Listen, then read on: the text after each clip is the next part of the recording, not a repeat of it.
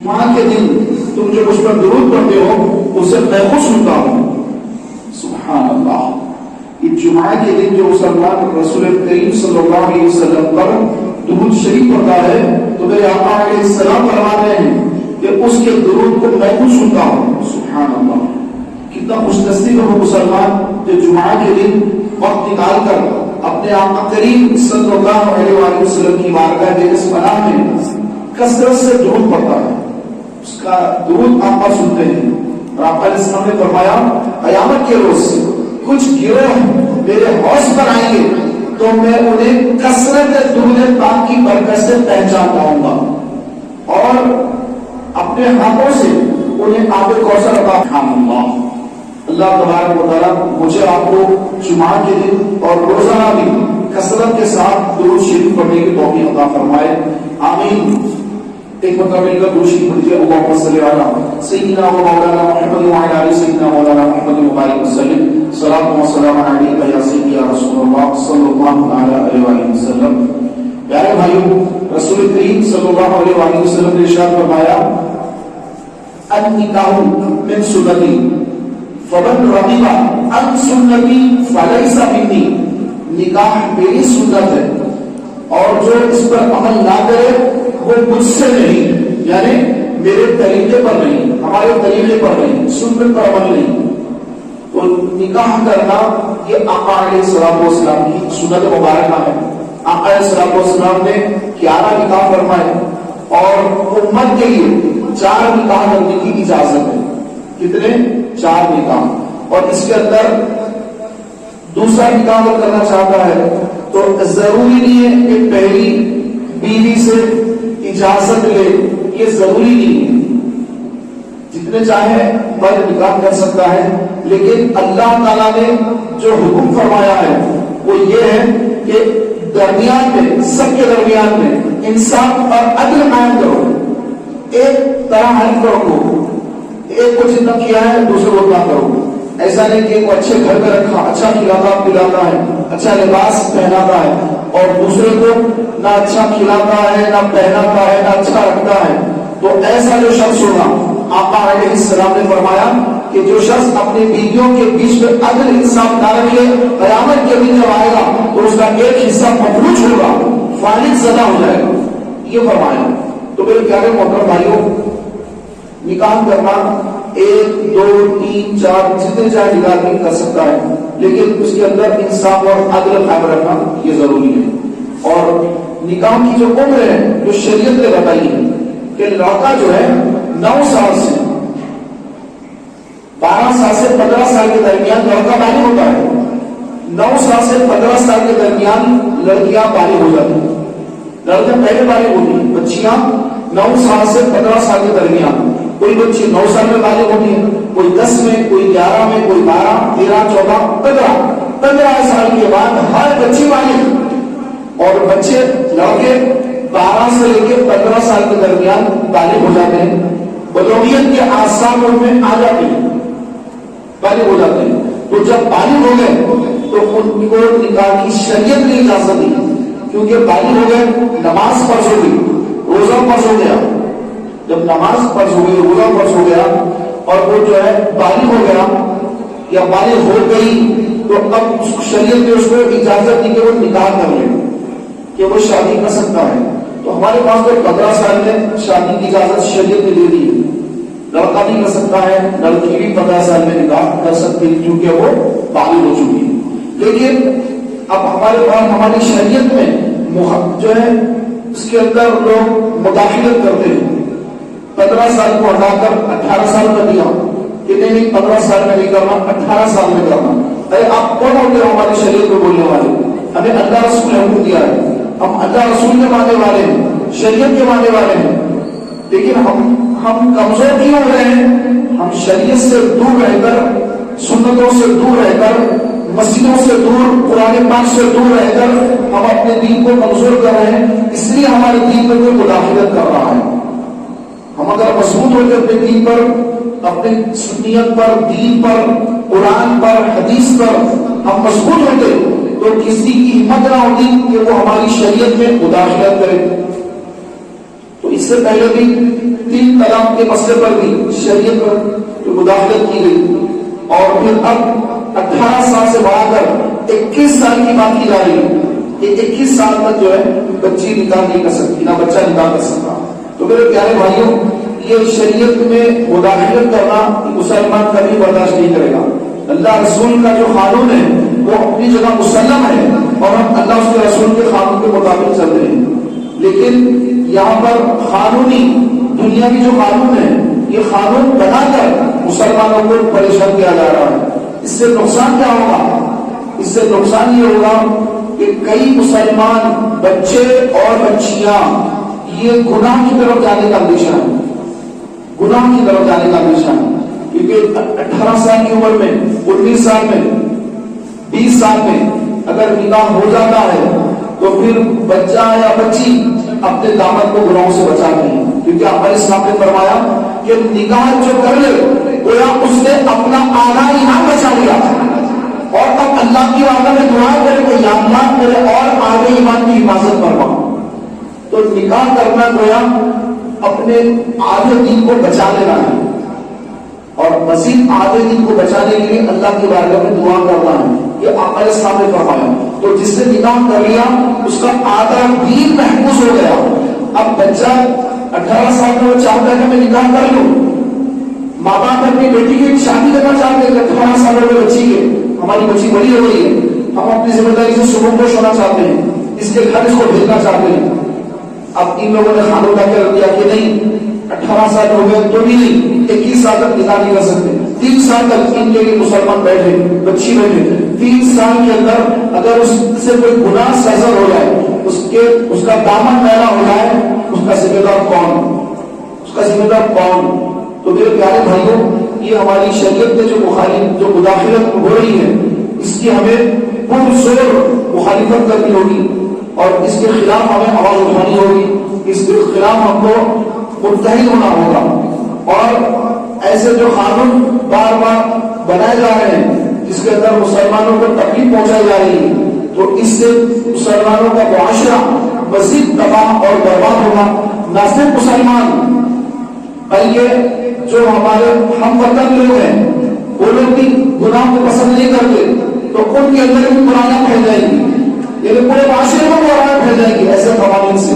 پوری دنیا کے اندر بے حیائی، فحاشی، عریانیت اور گندگی یہ پھیلائی جا رہی ہے، اور یہ ایک منصوبہ پر طریقے سے کی جا رہی ہے۔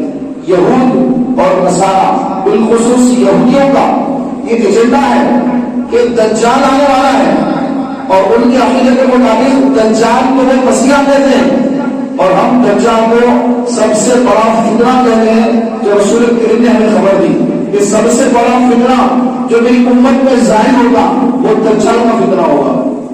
تو میرے پیارے بھائیوں، یہ دجال جو ہے وہ اس امت کا سب سے بڑا فتنہ ہے، اور وہ فتنہ آنے والا ہے، دجال آنے والا ہے۔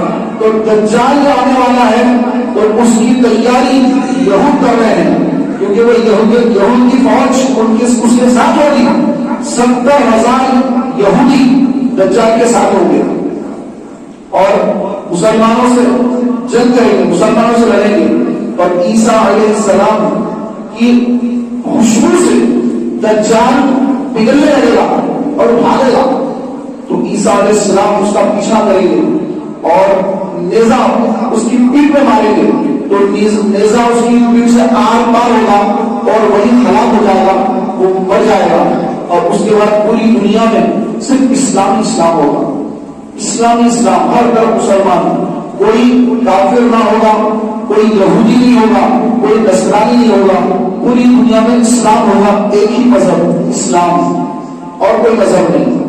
پھر عیسیٰ علیہ السلام جب پردہ فرمائیں گے تو پیارے بھائیوں، عیسیٰ علیہ السلام کے پردہ فرمانے کے بعد مسلمانوں میں پھر بے نمازی اور روزے چھوڑنا ایسی جو ہے یہ گناہوں کی بیماریاں شروع ہو جائیں گی، پھر گناہ بڑھتے بڑھتے لوگ نعوذ باللہ دین سے دور ہو جائیں گے، یہاں تک کہ پوری دنیا کے اندر آہستہ سے آہستہ ہوتے ہوتے پھر اسلام جو ہے مسلمان آہستہ آہستہ زوال پذیر ہو جائیں گے۔ اب پوری دنیا میں کفر پھیلنا شروع ہوگا، کفر پھیلنا، اور پھیلتے پھیلتے پھیلتے پوری دنیا کے اندر کفر پھیلے گا، سوائے مکہ اور مدینہ کے پوری دنیا میں کفر پھیل جائے گا، اور اسلام پوری دنیا سے سمیٹ کر مکے اور مدینے میں آ جائے گا۔ آقا اسلام نے فرمایا جس طرح سانپ اپنے پیٹ میں آتا ہے تو اس طرح پورا اسلام مکہ اور مدینہ میں سمٹ آئے گا اور کہیں دنیا میں اسلام باقی نہ رہے گا۔ سانپ کی مثال کیوں نہیں؟ سانپ جب اس کے گھٹنے میں آتا ہے تو مکمل اندر آ جاتا ہے، اس کی تو باہر نہیں ہوتی، وہ مکمل اندر آتا ہے۔ تو اس لیے آقا اسلام نے مثال بیان فرمائی جس طرح سانپ اپنے گھٹنے میں آ جاتا ہے تو اسی طرح اسلام پورا کا پورا اسلام مکہ اور مدینہ میں آ جائے گا اور اس سے ہٹ کر پوری دنیا میں اسلام کہیں نہیں ہوگا، اور پھر ہر طرف کفر، ہر طرف رب کی نافرمانی۔ اس کے بعد پھر قیامت وہ قائم ہوگی اور سورج جو روزانہ مشرق سے نکلتا ہے مغرب میں ڈوبتا ہے، تو قیامت کا جب بھی قائم ہوگا تو سورج مشرق سے نہیں مغرب سے طلوع ہوگا، اور جب مغرب سے سورج طلوع ہو گیا تو اس کے بعد اب کوئی توبہ کرنا چاہے اس کی توبہ قبول نہیں ہوگی، کوئی اسلام لانا چاہے اس کا اسلام لانا قبول نہیں ہوگا، کیونکہ اب قیامت قائم ہو رہی ہے۔ تو اب کسی کی توبہ، کسی کا اسلام اب کوئی قابل قبول نہیں۔ تو اس سے پہلے توبہ کا دروازہ کھلا ہوا ہے، ہر ایک کے لیے کھلا ہوا ہے، بڑے سے بڑے مجرم کے لیے توبہ کا دروازہ کھلا ہوا ہے، جب چاہے توبہ کرے، مولا نے توبہ کا دروازہ کھلا رکھا ہے ہر ایک کے لیے۔ کوئی کافر اسلام قبول کرنا چاہتا ہے ویلکم، یہودی اسلام قبول کرنا چاہتا ہے ویلکم، نصرانی اسلام قبول کرنا چاہتا ہے موسٹ ویلکم، کوئی گناہ سے توبہ کرنا چاہتا ہے اللہ توبہ قبول کرنے والا ہے، ہر ایک کی توبہ قبول ہوگی، ہر لمحہ قبول ہوگی۔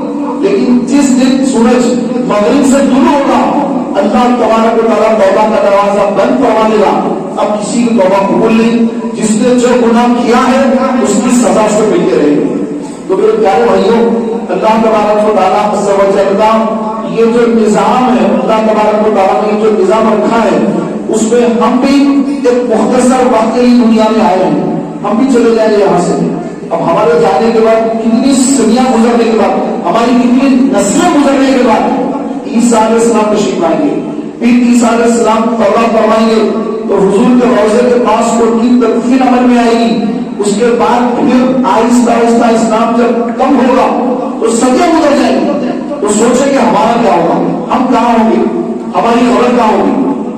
آج قبرستان میں جگہ نہیں، قبرستان میں تدفین کے لیے جگہ نہیں ہے، لوگ کہہ رہے ہیں ہمارے بستی کے لوگوں کو لیں گے سب یہاں پر اور لوگوں کو لیں گے، یہ لوگ حیدرآباد میں آگے یہاں سے وہاں سے بہت کروا گئے ہیں، تو ہم اپنی بستی کے لوگوں کو جو اپنے قبرستان میں جگہ دیں گے، باہر کے لوگوں کو لیں گے۔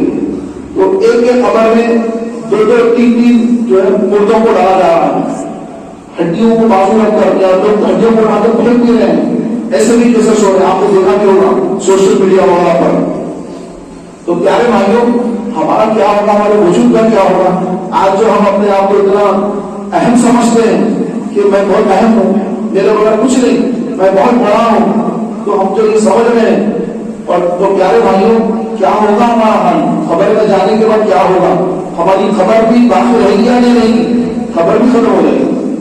ہمارا جو نشان ہے خبر کا، جو نام لکھا ہوگا ہمارا فلاں بن فلاں، یہ تاریخ وفات، یہ سب جو پتھر لگائیں گے نا وہ پتھر بھی ٹوٹ جائے گا اور کوئی بھی ختم ہو جائے گا، ہمارا وجود ختم ہو جائے گا۔ ہم سمجھ رہے ہیں کہ میں بہت بڑا ہوں، مجھے کوئی بول نہیں سکتا، مجھے کوئی یوں نہیں کر سکتا، مجھے کوئی بول نہیں سکتا، مجھے کوئی کچھ نہیں سکتا، میں جو کروں گا بس میرا فیصلہ ایسا ہے۔ تو میرے پیارے بھائیوں، ہماری اوقات اتنی ہے کہ شروع میں جو ہے ہم ایک ناکام نطفے تھے اور ہمارے پیٹ میں خون بھرا ہوا ہے، اور جب مریں گے تو پھر گھر والے جو ہے ایک دن گھر میں رہیں گے ورنہ بدبو آنی شروع ہو جائے گی سب سے، اتنی ہماری اوقات ہے۔ ایک ناپاک نطفہ، پیٹ میں گندگی، پھر اس کے بعد مریں گے تو ایسے سڑنا شروع ہوں گے کہ گھر میں بیٹا ہو لگا کہ اب بدبو آ رہی ابا کے پاس، لے جاؤ یہاں سے، چلے لے جاؤ گے، خبر میں لاتے لے جاتا ہے، اتنی ہماری اوقات ہے۔ تو میرے پیارے بھائیوں، ہم کچھ نہیں، بس ہم یہاں پر اللہ کا جو امتحان ہے، الذی خلق الموت والحیات لیبلوکم ایکم احسن عملا، اور وہی ہے جس نے موت اور حیات کو پیدا کیا کہ تمہاری جانچ ہو کہ تم میں کس کا عمل زیادہ اچھا ہے. بس ہمارا امتحان ہے یہاں پر اسٹیج ہے دنیا کا. ہزاروں لاکھوں کروڑوں لوگ آئے چلے گئے, ہم بھی آئے ہیں جانے والے ہیں. تو اس سے پہلے کہ ہمارا جانے کا وقت ہے, میرے پیارے بھائیوں, شریعت کو سیکھیں, دین کو سیکھیں, نمازوں کو پڑھنے کا اپنا ذہن بنائیں.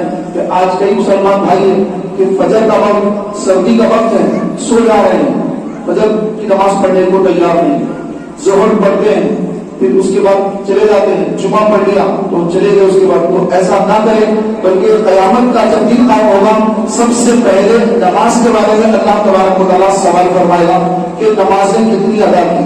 پہلا سوال, نمازوں میں اگر کمی ہو گئی تو اب اس کے آنے والے سارے حسابوں میں اللہ سختی فرمائے گا. نمازیں مکمل ہونا ضروری ہے. لڑکا 12 سال سے 15 سال کے درمیان بالغ ہوتا ہے. جب بالغ ہو گیا, کوئی 12 سال احترام ہو گیا 12 سال میں, اسی وقت بالغ ہو گیا, اب نمازیں فرض ہوگی اس کے اوپر, روزے رمضان کے فرض ہو گئے. جب سے لے کر کے موت آنے تک, ملک الموت علیہ السلام کی آمد تک وہ جتنا وقت گزارا اس میں جتنی نمازیں آئی اس ساری نمازوں کا حساب ہوگا. کوئی نماز معاف نہیں ہوگی, کوئی نماز معاف نہیں ہوگی. تو جو لوگ آج نمازوں کو چھوڑے بیٹھے ہیں سمجھ رہے کہ بس اللہ معاف کر دے گا, تو میرے پیارے بھائیوں یقیناً اللہ تبارک و تعالیٰ غفور رحیم ہے, لیکن اللہ ہی نے ہمیں یہ قانون دیا ہے کہ نماز معاف نہیں کی جائے گی, نماز کو ادا کرنا ہوگا. حج کرتے ہیں, سارے گناہ معاف ہو جاتے ہیں, لیکن حج کرنے کے بعد بھی اگر نمازیں چھوٹی بھی باقی ہے تو وہ چھوٹی بھی نمازوں کا اللہ حساب لے گا, پوچھے گا اللہ تبارک و تعالیٰ کی نمازیں کیوں ادا نہیں کی. تو جس سے سوال ہوگا وہ ہلاک ہو جائے گا, اور جس سے اللہ سوال نہیں فرمائے گا اور اس کو بخش دے گا بے حساب تو وہ کامیاب ہوگا, اور جو حساب میں پھنسے گا وہ پھنس جائے گا. تو اسی لیے ہمیشہ یہ دعا کرنی چاہیے. علماء نے فرمایا کہ ہمیشہ یہ دعا کرے یا اللہ بے حساب مغفرت فرما دے, حساب نہ لے مولا, اور جس کا حساب شروع ہو گیا وہ گیا, وہ تو ہلاک ہو گیا. تو اللہ کی بارگاہ میں دعا کرتے ہیں کہ اللہ تمہیں بے حساب معاف فرما دے, ہماری بخشش فرما دے, کیونکہ اللہ تعالیٰ توبہ کو قبول کرنے والا, توبہ کو پسند کرنے والا, اور جب کوئی بندہ توبہ کرے تو مولا اسے بہت خوش ہوتا ہے. ایک نوجوان توبہ کر لے تو 70 گناہوں کی توبہ ایک طرف, ایک نوجوان کی توبہ ایک طرف, ایک نوجوان کی توبہ سے مولا خوش ہوتا ہے. تو ہم بھی توبہ کریں گناہوں سے. مولا جانے انجانے جتنے گناہ ہو گئے میں سارے گناہوں سے توبہ کرتا ہوں. اب میری جو زندگی ہوگی وہ عین شریعت کے مطابق ہوگی اور سنتوں پر عمل کرتے ہوئے زندگی گزاروں گا. تو جو اسے نیت کرے گا اللہ کی بارگاہ میں سچے دل سے, سچے دل سے, تو یقیناً مولا تعالیٰ اس کی توبہ کو بھی قبول فرما دے گا, اس کے گناہوں کو بھی نیکیوں میں تبدیل فرما دے گا, اور اس کے لیے آخرت میں ڈھیر و ثواب اور آرام کی عزت کی روزی ہوگی. اور جو یہ نہ کرے اور شیطان کی جو ہے پکڑ پڑے میں پھنسا رہے تو پیارے بھائیوں اس کے لیے دنیا میں بھی ذلت, آخرت میں بھی اس کے لیے عذاب ہے. اللہ تعالیٰ سے دعا ہے مولا تبارک و تعالیٰ ہم سب کو سچی توبہ کرنے کی توفیق عطا فرمائے. آمین بجاہ نبی ربی صلی اللہ علیہ وسلم.